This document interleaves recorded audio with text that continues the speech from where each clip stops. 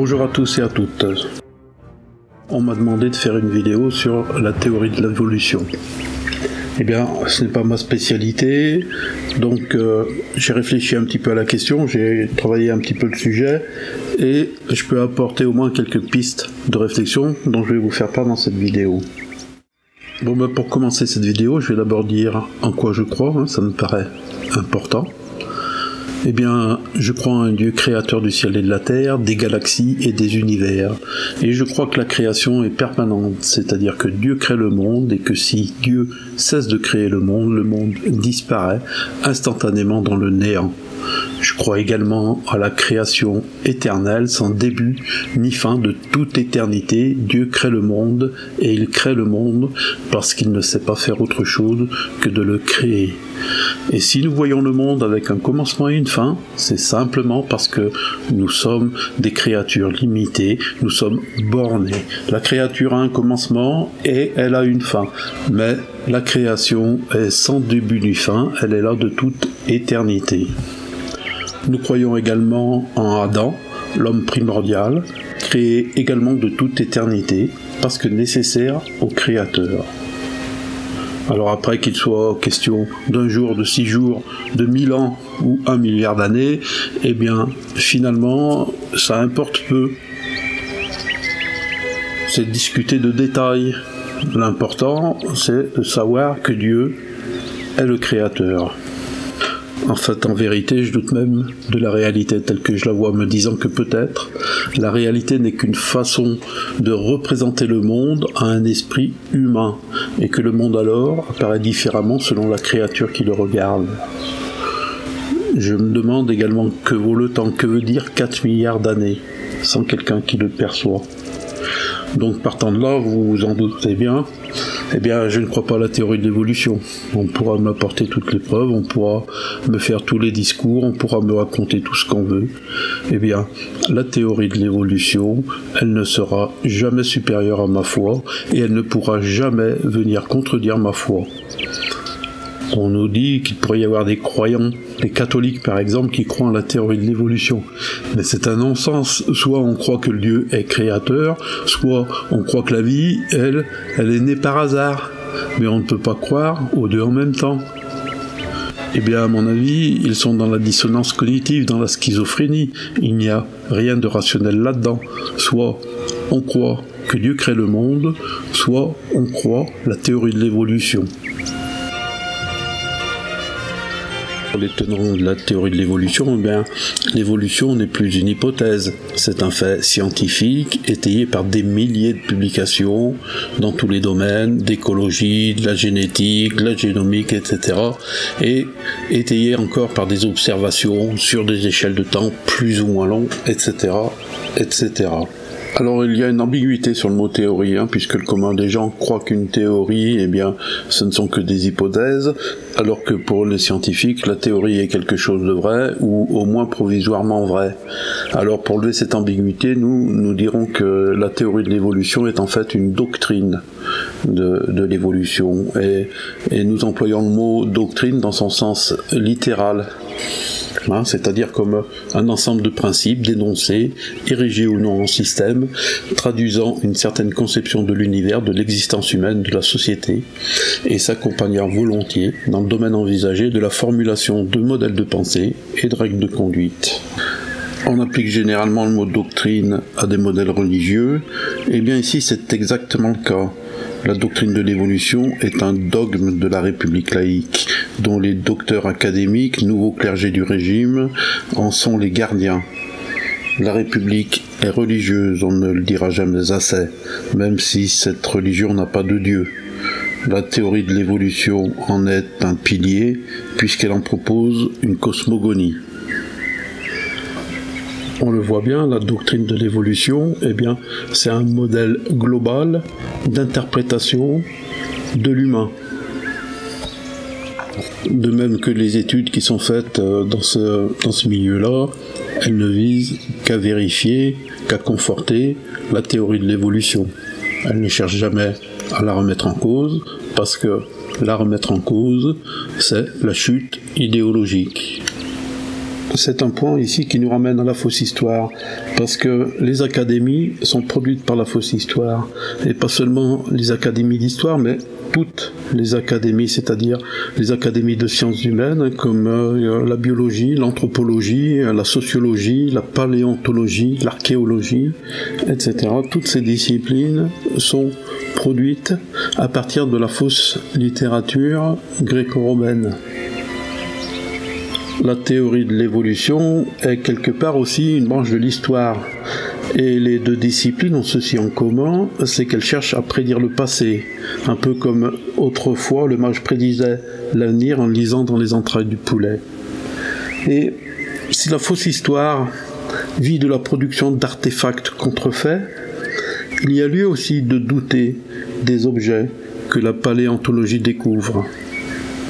Quoi qu'il en soit, il n'y a pas à s'étonner que la fausse histoire, la fausse littérature gréco-romaine ait produit une fausse science et une fausse philosophie.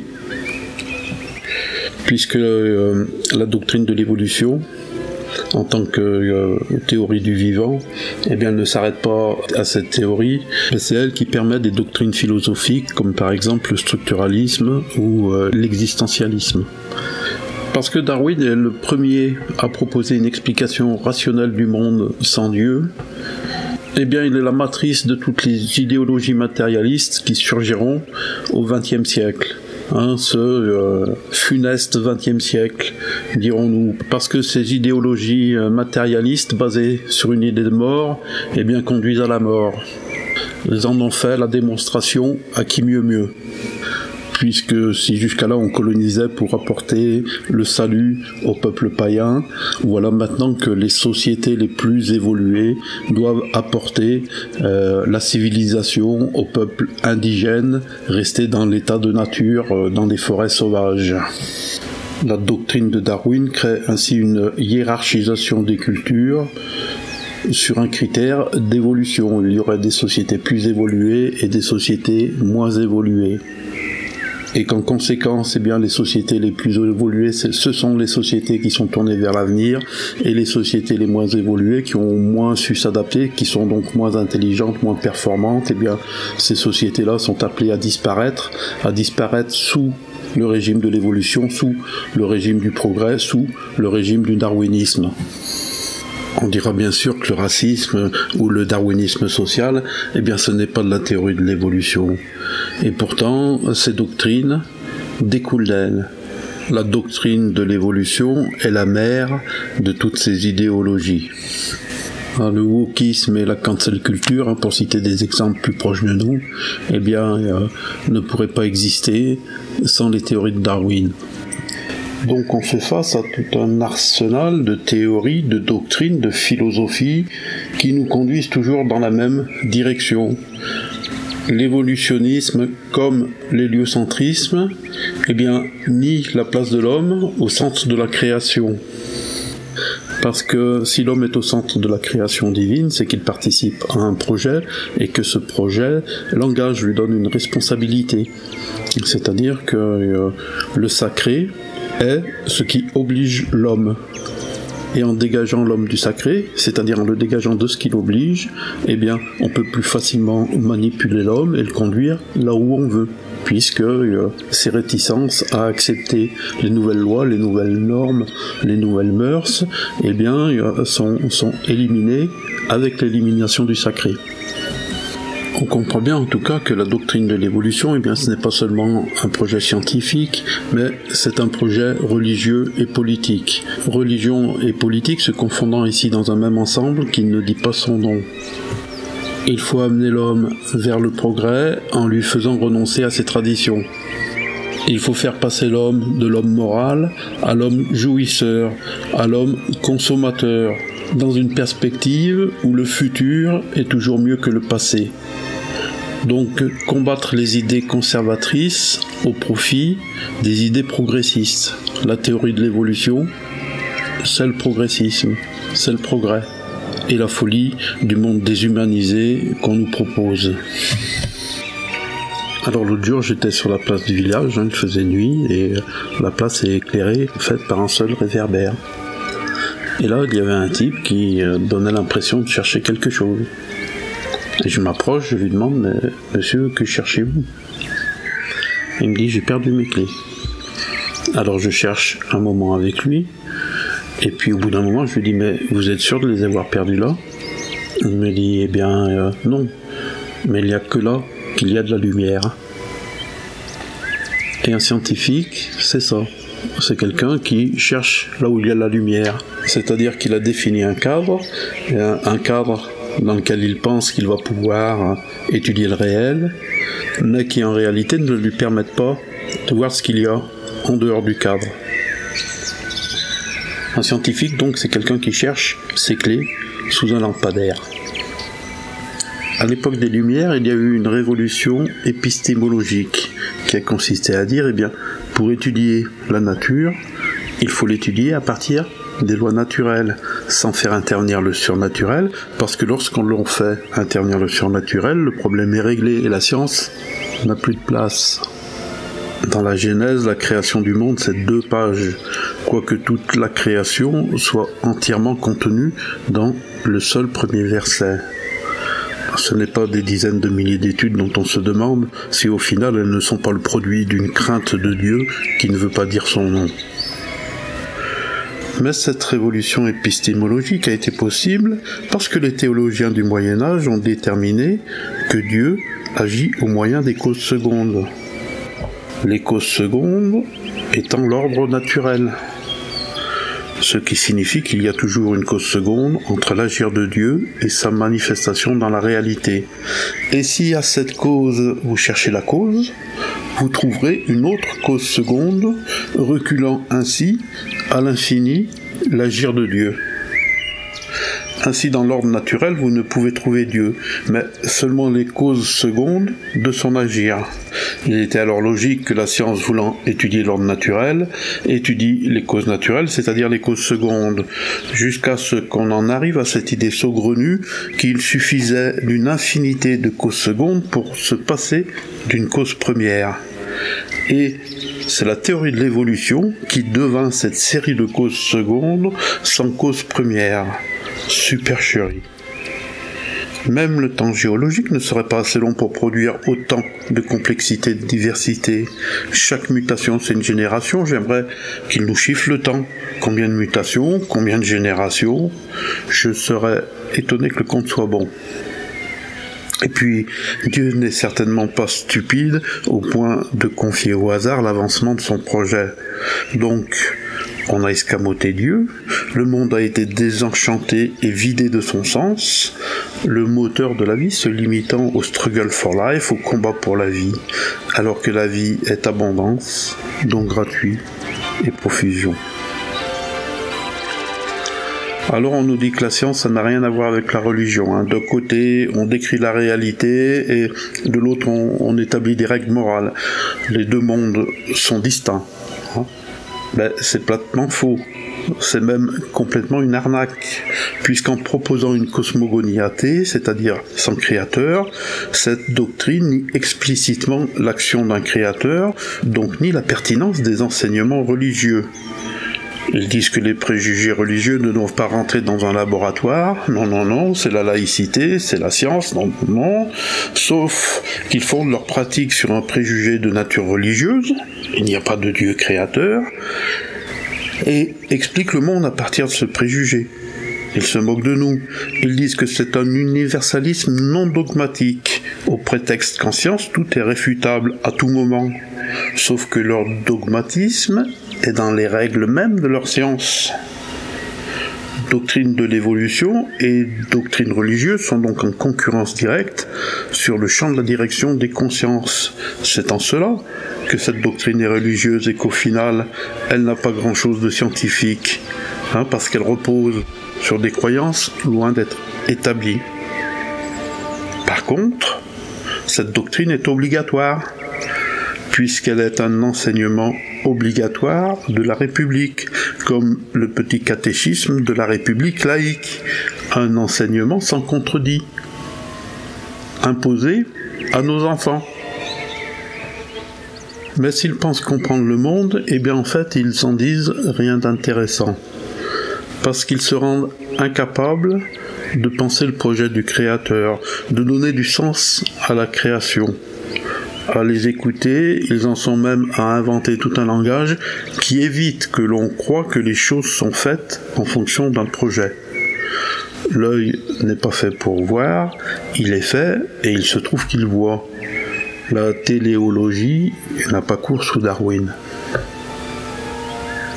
Ils en sont même à expliquer la morale avec Darwin. Si les hommes sont altruistes, eh bien c'est parce qu'être rejeté par le groupe, eh bien limite les possibilités de survie. Eh bien la sélection naturelle a conservé les individus altruistes et ensuite la morale est venue rationaliser le processus naturel.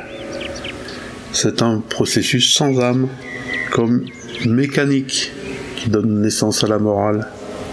Elle n'a pas même une valeur en soi.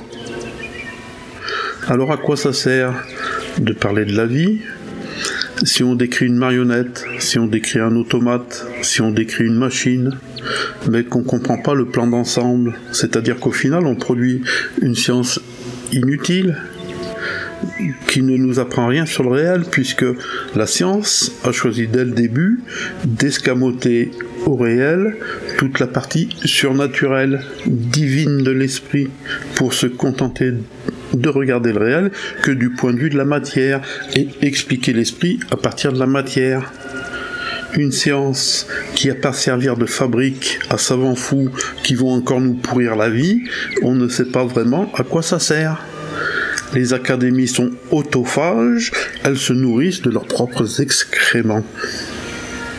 Et si les scientifiques ne trouvent pas Dieu, c'est qu'ils cherchent sous le réverbère, là où il y a de la lumière, et qu'ils cherchent à la surface des choses, limitées par le cadre scientifique, qu'ils se sont eux-mêmes imposés et qui limitent leur champ de vision. Ils sont alors bien incapables de voir ce qui est en dehors du cadre scientifique, mais ce n'est certainement pas une preuve que cet en dehors-là n'existe pas, c'est simplement la preuve que le cadre scientifique est limité et limitant. Si vous cherchez Dieu, évidemment, vous ne le trouverez pas dans la nature, mais vous le trouverez dans votre cœur, par votre intuition, en regardant le monde et en vous laissant émerveiller par le monde. C'est la beauté du monde, la majesté du monde, la grandeur du monde qui vous invite à Dieu, à comprendre Dieu et à sa rencontre. Mais dans l'ordre naturel, vous ne le trouverez pas. Et si la science ne découvre pas Dieu dans sa recherche, c'est bien parce qu'elle l'a établi comme prémisse, ce qui fait que la doctrine de l'évolution est une sorte de tautologie, puisqu'elle ne découvre qu'en réalité que ce qu'elle y a mis au départ. Elle a choisi que le monde pouvait s'expliquer sans Dieu, et elle trouve une explication du monde sans Dieu, mais simplement parce que c'était son postulat initial.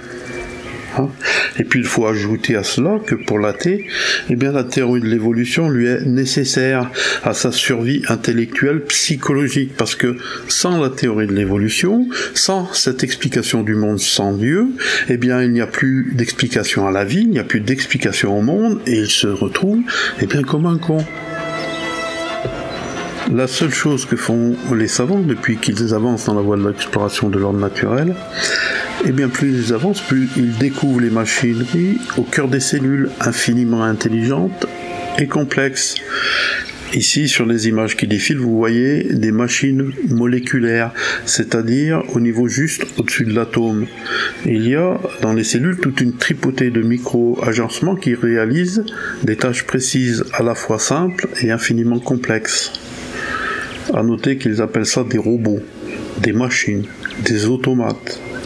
Ce que sans doute ils sont, mais qui par là même sont dénués de toute forme d'intelligence.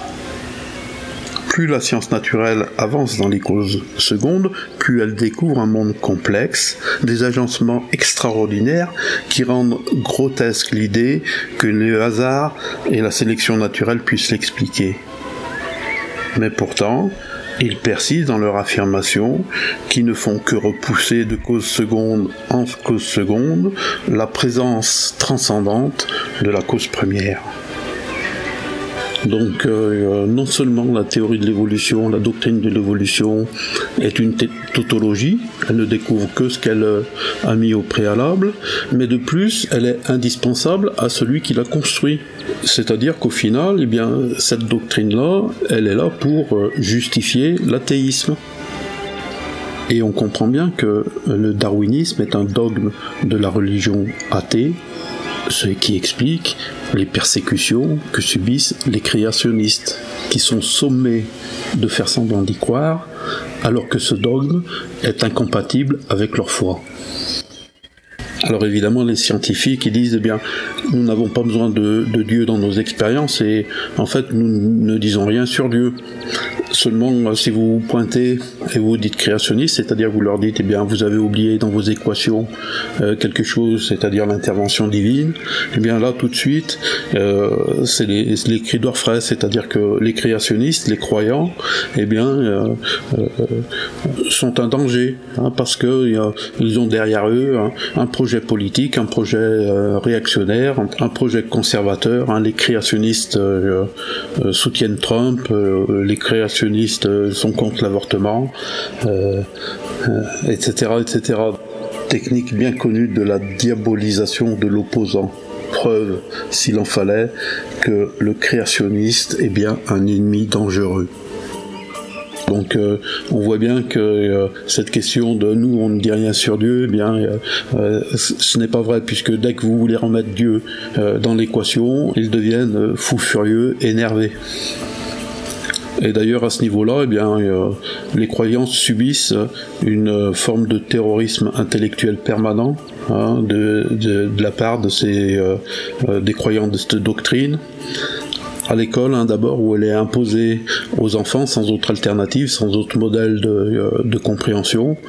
Et puis, pour un croyant, eh bien, il faut presque s'excuser d'être croyant et dire bon ben oui, on va prendre nos livres, les faire concorder à la science, quoi. Mais non.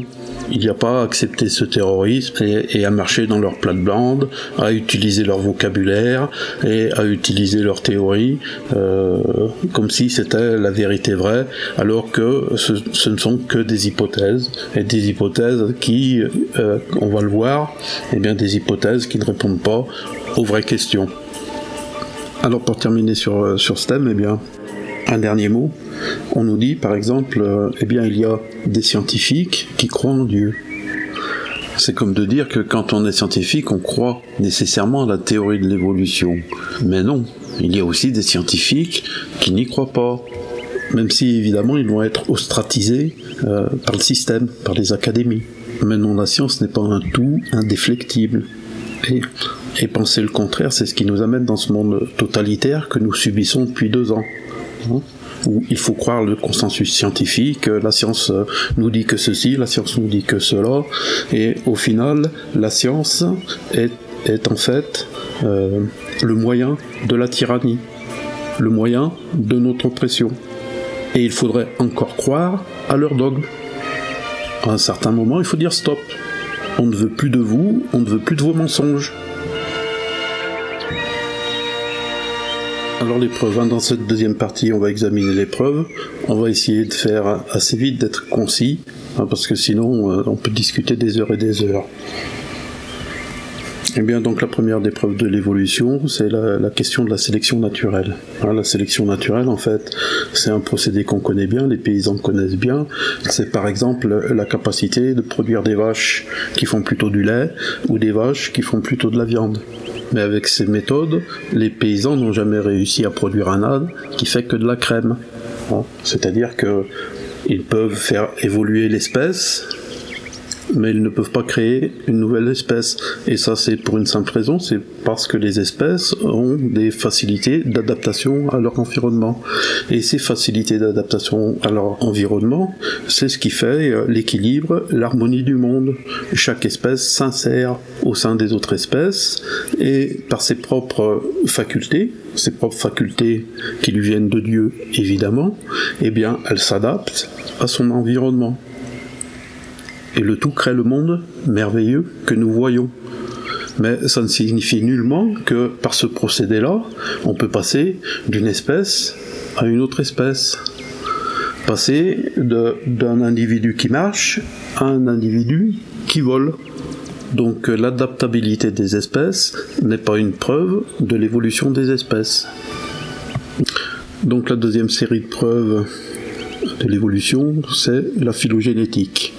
La phylogénétique, pour expliquer un petit peu rapidement, eh bien, c'est que quand on observe le membre avant d'un être humain ou d'un mammifère et celui d'un batracien, d'un oiseau ou d'un phoque, eh bien, on va toujours trouver la même structure avec un premier os, un second os et puis une série d'osselets. Et donc on nous dit que ça c'est la preuve que ces différentes bestioles, eh bien, elles ont un ancêtre commun. Alors non, nous qui sommes croyants, eh bien, c'est la preuve qu'un même architecte a utilisé la même architecture pour produire des choses différentes. Mais ça ne prouve en aucune façon que ces espèces ont eu un ancêtre commun. Mais bien qu'elles sont le fruit d'une création commune, nous on appelle ça l'harmonie, qui fait que le monde, à différents niveaux, eh bien, utilise les mêmes gammes, les mêmes harmoniques, pour produire des choses différentes. L'harmonie du monde n'est en aucune façon la preuve d'une unité du monde liée à un ancêtre commun, mais au contraire que Dieu crée le monde par des lois harmoniques. Par exemple, j'ai expliqué dans d'autres vidéos que nous avions été créés par la division, que cette division, eh bien, nous la voyons dans notre corps. Elle passe par le sternum, le pubis, et nous partageons en deux. Nous avons 2 jambes, 2 bras, 2 poumons, 2 cerveaux, 2 narines, etc., etc., quoi. Et cette division, eh bien, c'est ce qui nous donne aussi sur le plan psychologique la latéralité, c'est-à-dire la question de la droite, de la gauche et de l'orientation. Mais si nous prenons dans le règne végétal, nous regardons les feuilles, eh bien, cette marque de la division, nous la trouvons également. Parce que les feuilles, le monde végétal, est aussi créé par la division. Ce n'est pas que nous avons un ancêtre commun, mais une architecture commune. Et une architecture dans laquelle c'est le sens qui produit la forme. Alors, un autre argument en faveur de l'évolution, ce sont les fossiles. Les fossiles, on nous dit que dans les fossiles, plus on creuse dans les couches profondes, plus on trouve des fossiles anciens, plus on trouve des organismes archaïques, et on voit quand on remonte dans le temps, qu'on trouve des organismes de plus en plus complexes, de plus en plus sophistiqués, jusqu'à arriver au monde tel qu'on l'a sous les yeux. Et donc les fossiles sont ainsi la preuve de l'évolution, d'autant plus que les organismes qu'on retrouve, eh bien, ils respectent l'ordre imaginé par la phylogénie, c'est-à-dire ils respectent la chaîne imaginée entre l'organisme le plus simple et l'organisme complexe, quoi. Eh bien nous répondons que nous apprenons ici quelque chose que nous savons déjà, parce que si Dieu crée le monde dans l'instant et de toute éternité, eh bien il se sert du temps pour faire advenir les créatures. Quiconque a planté une seule fois dans sa vie une graine sait que sans le facteur temps, eh ben il n'y aura rien qui va pousser. Eh bien, il est tout à fait normal que si la vie se développe sur Terre, elle le fasse aussi avec le facteur temps. Comme il est dit dans la Genèse, il fut un soir, il fut un matin, c'est-à-dire il s'écoula du temps. Donc de ce point de vue-là, rien de nouveau sur le soleil. Après, que les organismes se complexifient, eh bien c'est une question de biotope, c'est-à-dire que le biotope tel qu'il est aujourd'hui et tel qu'il permet la profusion et la magnificence de la vie telle qu'on la voit aujourd'hui, eh ben le biotope n'est pas apparu comme ça en un seul jour, il a fallu qu'il se construise peu à peu. Et les organismes, évidemment, ont apparu seulement au fur et à mesure que le biotope permettait leur apparition. Mais pour le dire autrement, il n'y a pas eu de vache avant qu'il y ait eu suffisamment d'herbe à manger et d'air à respirer. Mais le fait qu'il y ait eu cette progression du vivant, comme elle est partout pour toute chose vivante, il y a toujours une phase de croissance et apogée et déclin. Et bien pour qu'il y ait cette phase de croissance du vivant, eh bien ça signifie pas que les espèces apparaissent d'elles-mêmes et se transforment de l'une à l'autre. Et nous, ce qu'on aimerait, c'est qu'on nous présente les espèces intermédiaires, sauf qu'on nous les présente pas. Hein. Il n'y a que des espèces qui apparaissent à un moment donné et qui disparaissent à un autre moment.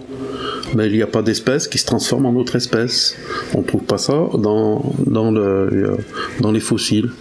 Donc la paléontologie n'est pas une preuve de l'évolution et devrait au contraire permettre de conclure l'inverse. Alors l'ADN, parlons un petit peu de l'ADN, puisque l'ADN est une preuve de l'évolution qu'on nous dit.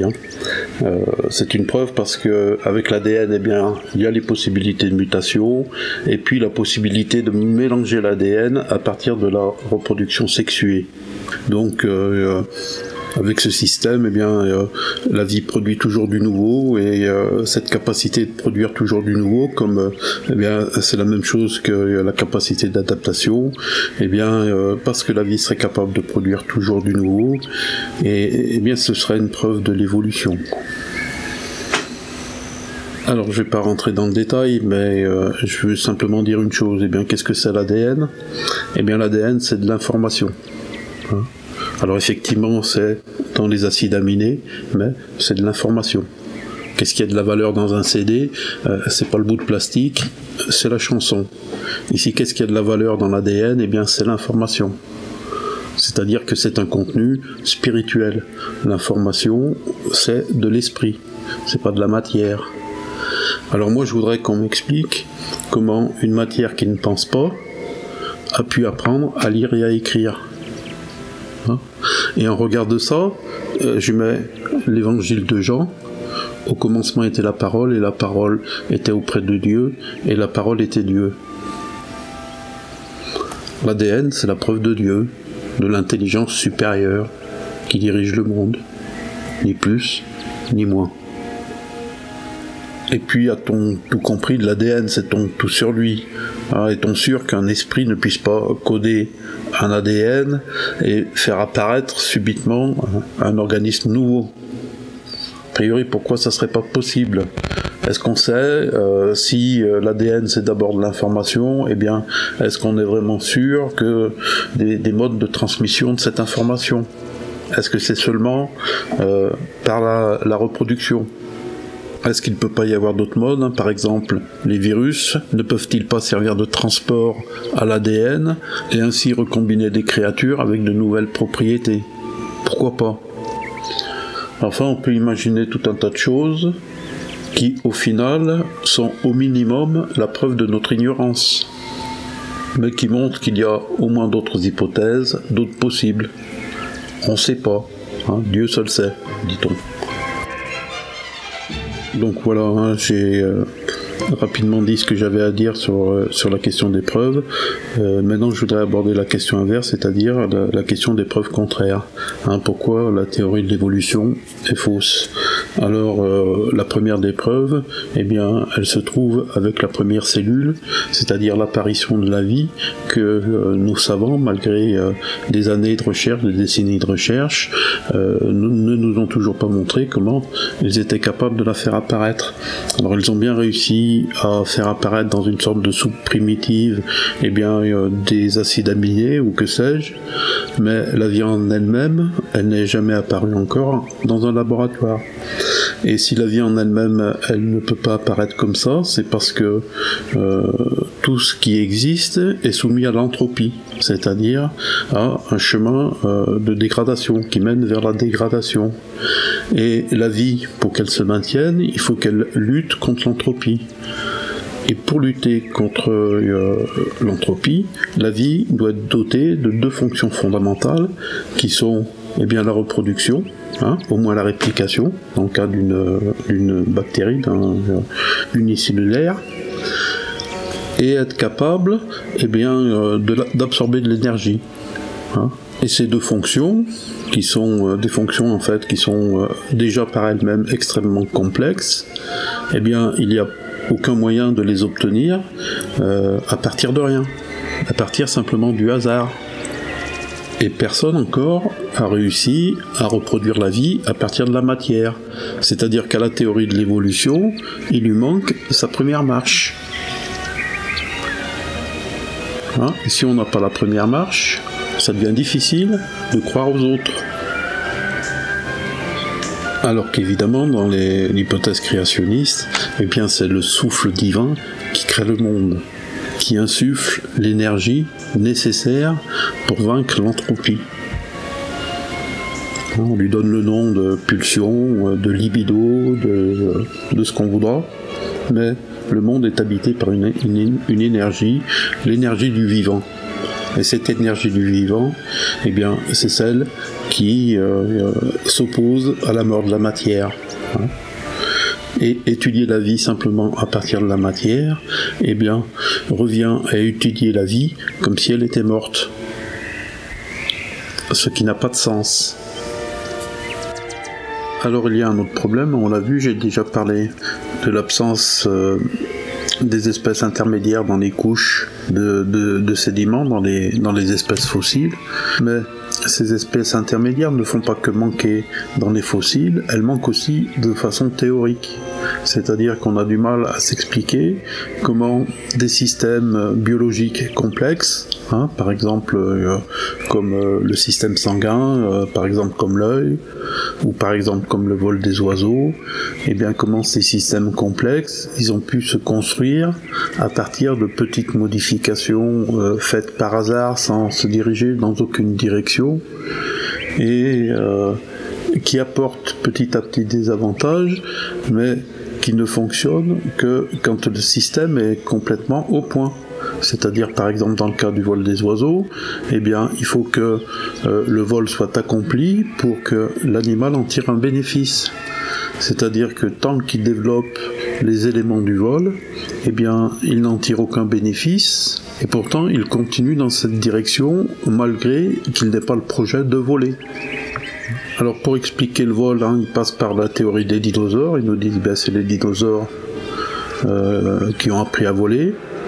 Eh bien, les dinosaures, en fait, c'est typiquement un tour de magie, un tour de passe-passe, c'est-à-dire que pendant que vous regardez les dinosaures, pendant que vous regardez Pyrodactyle, ou je ne sais trop quelle bestiole, eh bien, vous ne voyez pas que l'impossibilité qu'il y a à construire un animal capable de voler, sans projet de voler.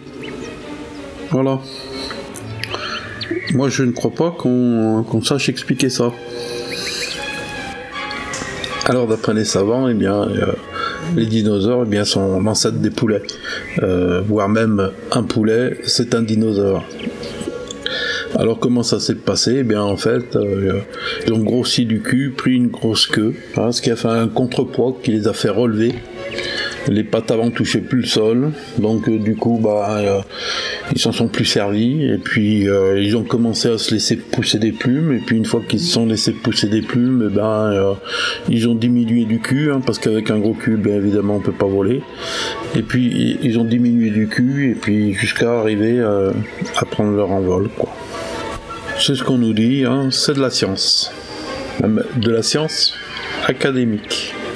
J'allais dire, vous n'êtes pas obligé d'y croire, mais quand même un petit peu. Alors, il y a une chose que la doctrine de l'évolution ne peut pas expliquer, c'est les synchronicités. Je pense que tout le monde a expérimenté ça, c'est-à-dire une coïncidence, une rencontre inattendue qui tombe à point. Et ce que nous enseignent les synchronicités, eh bien, c'est que le monde est ordonné par le sens. C'est-à-dire que le sens participe de l'ordonnancement du monde. Quand on parle de synchronicité, moi j'ai cette image de Jung qui en pose le concept dans son bouquin Ma vie. Et il raconte comment il était en difficulté avec une patiente, et cette patiente lui raconte un rêve. Et dans ce rêve, elle rêve d'un scarabée d'or. Et aussitôt qu'elle a fini de raconter son rêve, eh bien, ils entendent un poc, comme un objet qui a tapé sur la fenêtre. Jung se lève, il va voir, et paf, sur le rebord de la fenêtre, un scarabée d'or, mort, tué par la fenêtre. Et il nous dit qu'ensuite, qu'à partir de là, cette femme, cette patiente, a intégré l'irrationnel, et à partir de l'irrationnel, ils ont pu continuer le dialogue. Donc ce scarabée d'or tombait à point, et il tombait à point, non seulement dans le rêve, mais matériellement. On est face à l'inexplicable, à l'irruption du symbole dans le réel, dans la réalité, et évidemment, la science ne peut rien en dire. Et la science ne peut rien en dire parce que le sens produit de l'unique, alors que la science ne s'intéresse qu'au répétitif, au réplicable. La science en est réduite à imaginer qu'il ne s'agit que d'une coïncidence, que la personne se fait des films, etc., etc. Mais donc cette histoire de scarabée doré va m'amener vers une autre, celle du copri espagnol.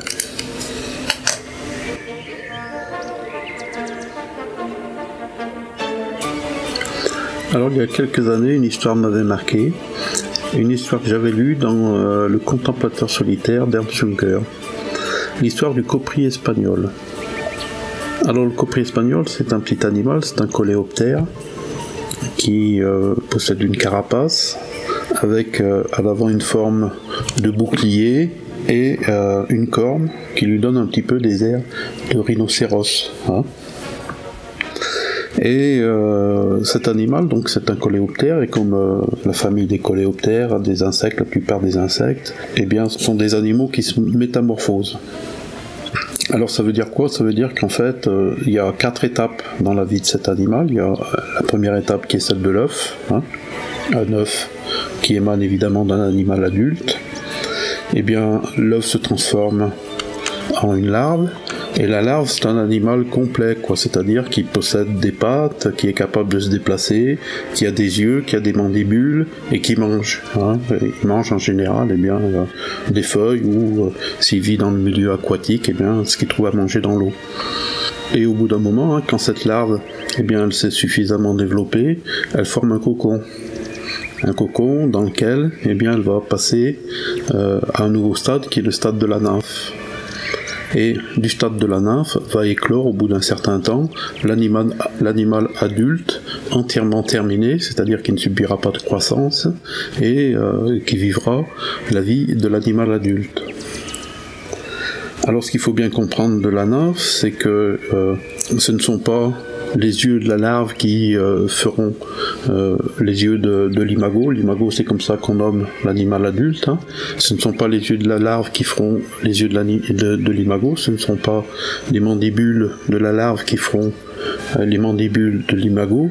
Non, l'ensemble de l'animal va se transformer en une soupe liquide. Et à partir de cette soupe liquide, il y aura un processus d'autophagie, c'est-à-dire que la soupe va se nourrir d'elle-même, et à travers ce processus d'autophagie, elle va produire une nouvelle structure, composée avec les ailes, les pattes, etc., comme une sorte d'imprimante 3D à partir de cette soupe. Et à un certain moment, la vie qui était dans la soupe et qui imprimait la structure va se transporter dans la nouvelle structure, et la nouvelle structure va donner naissance à cet animal que nous on connaît sous le nom de libellule, papillon, scarabée, coléoptère, etc. etc. Les moustiques aussi, ils fonctionnent comme ça, quoi. Alors ici, il y a évidemment un sacré problème, déjà à comprendre comment ça fonctionne cette soupe, comment on arrive, la matière arrive à se déstructurer et se restructurer à elle-même, où est le plan d'ensemble, qui est où est l'organisateur de ce miracle, qui est la métamorphose de l'animal. Alors évidemment, sur ces questions-là, si vous allez sur Wikipédia, vous trouverez rien. Ils vont pas vous expliquer ce qui se passe. Ils savent pas. Vous pouvez vous expliquer d'où vient la vie, comment elle a fait pour depuis des milliards d'années en arriver là où on est. Là, vous allez trouver des tonnes de trucs. Mais pour vous expliquer comment se passe la métamorphose d'un insecte, il faut aller vraiment chez des spécialistes de chez spécialistes, et vous n'allez pas en revenir tellement c'est complexe. Et puis il y a un deuxième point à propos de ce copri espagnol, c'est que cet animal, donc qui naît avec sa corne, sa carapace et toutes ces choses-là, en fait, il naît le matin et il n'a qu'un seul objectif, eh bien c'est de s'accoupler, et il s'accouple dans la journée, et le soir il est mort. C'est-à-dire qu'il vit une seule journée. Alors que la phase de nymphe, dans laquelle s'est construit l'animal, eh bien ça a duré 2 années. Et l'animal, il vit une seule journée, avec tout son attirail, avec sa corne, avec sa carapace. On pourrait croire, chacun voudrait croire que cette corne elle est faite pour se défendre contre un éventuel prédateur, mais il n'en est rien. Il s'agit d'une corne comme chez beaucoup d'herbivores, les ruminants en particulier, qui possèdent des cornes non pas pour se battre contre un ennemi extérieur, mais pour que les mâles s'affrontent entre eux en perspective de l'accouplement. La raison annexe, ce sont des animaux qui ont une vie trop paisible, trop tranquille, et pour éviter la dégénérescence à main de la race, la vie a imaginé un système de concurrence interne où les mâles se battent entre eux pour éliminer les individus qui auraient été abattardis par justement une mutation d'ADN handicapante. Donc on l'a vu, la vie est soumise à l'entropie et il faut que l'élan vital, la puissance vitale lutte contre cette entropie et donc propose des solutions qui permettent de s'opposer à elle. Et donc la lutte entre les mâles en concurrence des femelles, eh bien c'est un moyen par lequel lutte la vie contre la dégénérescence entraînée par les mutations aléatoires de l'ADN. Et donc le copri espagnol a une corne, eh bien analogue à la corne de rhinocéros, eh bien non pas parce qu'ils descendent l'un de l'autre, mais simplement parce que la vie apporte la même solution au même problème. C'est le sens qui produit la forme. Alors à quoi ça sert tout ça? N'est-ce pas au contraire la preuve de l'exubérance divine, de la beauté du monde, du spectacle permanent de la nature sans cesse créé par le Dieu Tout-Puissant? Moi, je pense pas que les théoriciens de l'évolution eh bien, sont capables de nous expliquer clairement ces choses. Et on touche là finalement à une limite de la théorie de l'évolution, c'est-à-dire que cette théorie, cette doctrine, avec ses idées de compétition, de struggle for life, de combat pour la vie, ce sont les meilleurs qui gagnent, eh bien elle ne résiste pas face à l'abondance du vivant, à la gratuité du don, à la profusion des formes sans cesse renouvelées. Donc pour conclure, eh bien, on constate que la doctrine de l'évolution est une doctrine qui permet de justifier l'athéisme et qu'elle est nécessaire à l'athéisme, que cette doctrine est produite par les académies de sciences elles-mêmes, produite par la fausse histoire, qui a donné donc toute l'idéologie moderne des Lumières jusqu'au wokisme. Et enfin, nous constatons que la théorie de l'évolution, eh bien, elle a du mal à expliquer l'origine de la vie. Elle ne présente pas les modèles intermédiaires, ni dans les fossiles, ni en théorie. Et elle est bien incapable d'expliquer comment se crée un organisme complexe qui a besoin de tous ces éléments pour fonctionner. Donc nous sommes face à une croyance alors qui est étayée effectivement par beaucoup d'études. Ils dépensent beaucoup d'énergie pour justifier leur croyance. Et nous, en face d'eux, eh bien, on n'a pas besoin de preuves, on n'a pas besoin de faire des études, on n'a pas besoin de réfléchir à tout un bazar, tout un tas de choses et d'explications. Nous, la foi nous suffit, c'est-à-dire que croire que le monde a été créé par Dieu est une explication suffisante et définitive du vivant. Voilà, je vous remercie de votre écoute, je vous remercie de votre patience et je vous dis à bientôt.